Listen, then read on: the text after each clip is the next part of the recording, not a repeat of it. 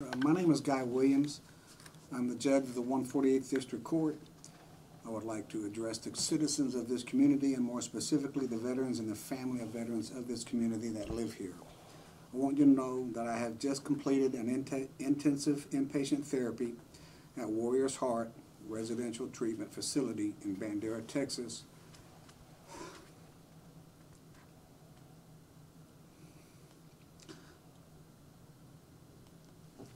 For severe PTSD, anxiety.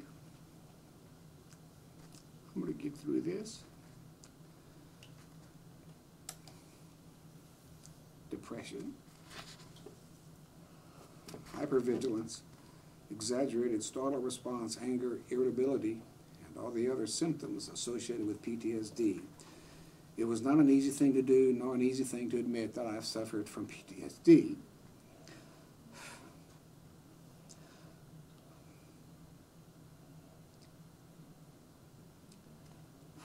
I've suffered from PTSD for a very long time. The daily pain, anxiety, sleepless nights, and trauma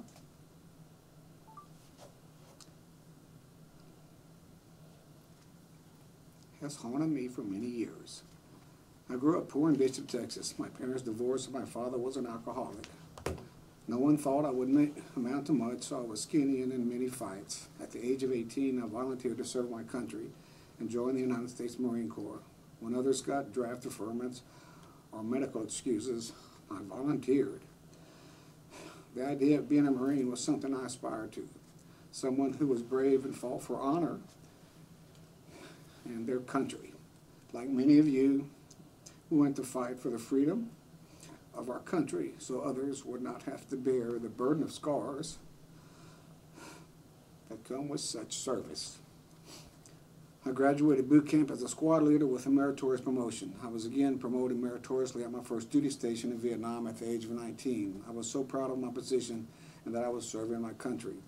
During my tour of duty in Vietnam, I lived in the jungle for 6 months, running search and destroy missions during the day and ambushes at night during the rainy monsoon season. I witnessed war, and it was a horrible experience.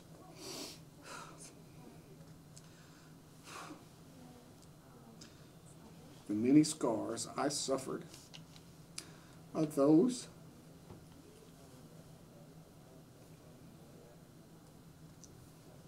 you cannot see. Just like so many other veterans.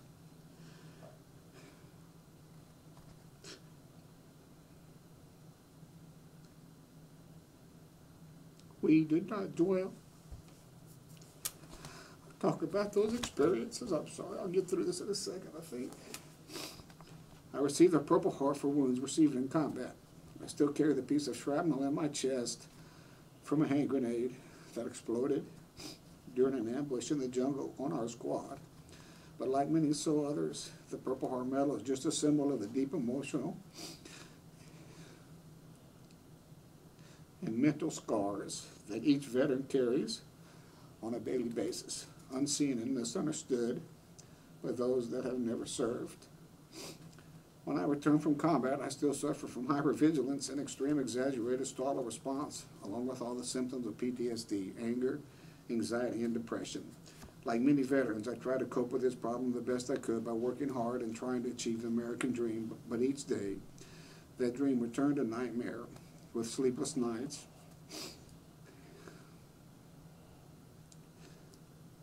and reoccurring dreams of anxiety, depression, fear, and anger.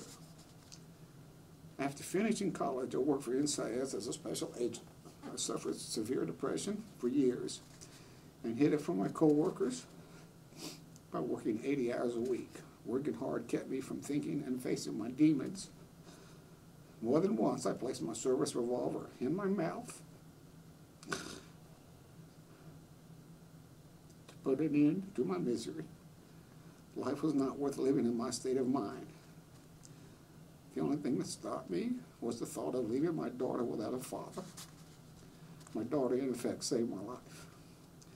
Being an agent kept me away from my daughter, so I went to law school and became a lawyer. I practiced law for 22 years and was elected as judge to the 148th District Court when I was 61 years old. During my second term as judge, in October 2015, at the age of 65, I had a massive heart attack with 100% blockage on the right side, which required a stent and bypass surgery on the left side to the widowmaker artery on the left side. After the heart attack, during the slow and painful recovery, my PTSD went into overdrive. All the symptoms of PTSD kicked in with a vengeance. I started to experience again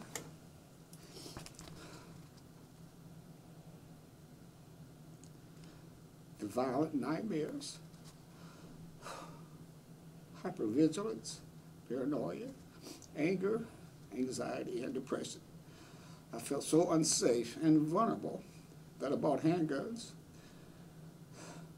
for each room in the house, and they're all cocked and loaded. I carried a weapon on me at all times, sometimes 2 weapons, and 3 weapons in my car, in the console, glove box, and trunk. I purchased an extensive home security camera system, all in the effort to protect myself and my family from any threats.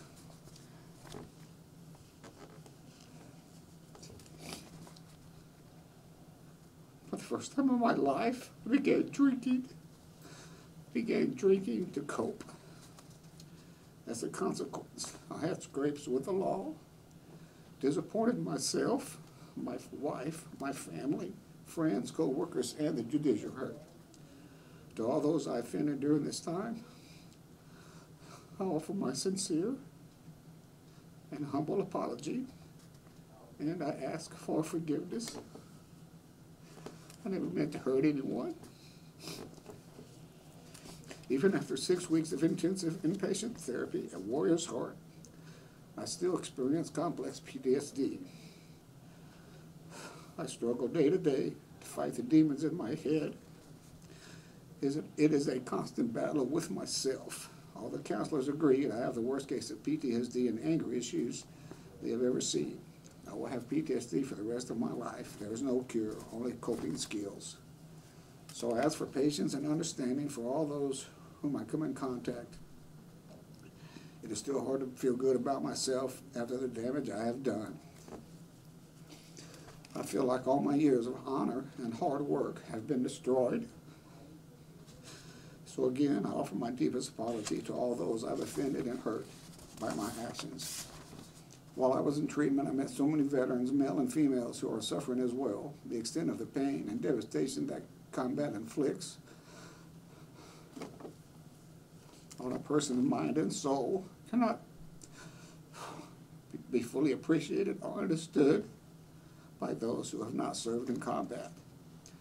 I have had the honor to meet one brave man in particular.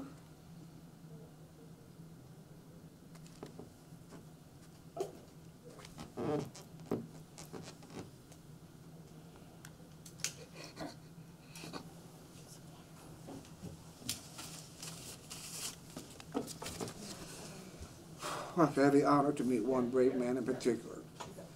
A young man in his early 30s. He struggled daily with the same issues from his service in the Iraq War. After leaving the facility,